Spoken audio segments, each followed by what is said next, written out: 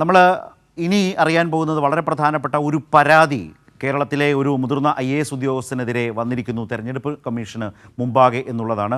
B Ashok IAS എതിരെയാണ് തെരഞ്ഞെടുപ്പ് commission പരാതി. തെരഞ്ഞെടുപ്പ് പെരുമാറ്റച്ചട്ടം ലംഘിച്ചതിനാണ് പരാതി നൽകിയിരിക്കുന്നത്.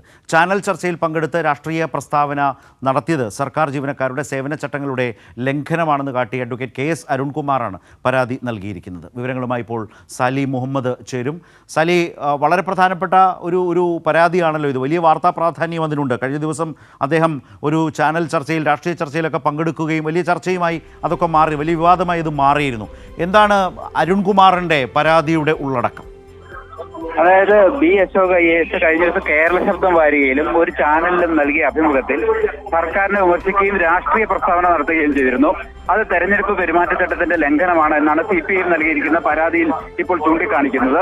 രണ്ട് കുറ്റകൃത്യങ്ങൾ അതിലുണ്ട്. ഒന്ന്, ഇലക്ഷന്റെ തെരഞ്ഞെടുപ്പിന്റെ കോഡ് ഓഫ് കോണ്ടാക്ടിന്റെ ലംഘനമുണ്ട്. മറ്റൊന്ന്, സർക്കാർ ഉദ്യോഗസ്ഥരുടെ സേവന ചട്ടങ്ങളുടെയും ലംഘനമുണ്ട്.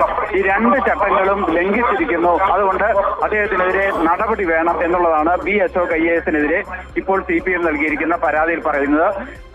അഡ്വക്കേറ്റ് KS അരുൺകുമാറാണ് ഇമെയിൽ മുഖേന മുഖ്യ തെരഞ്ഞെടുപ്പ് ഓഫീസർക്ക് പരാതി സമർപ്പിച്ചിരിക്കുന്നത്. തുടർ നടപടികൾ ഉണ്ടാകുമെന്നാണ് അറിയുന്നത്.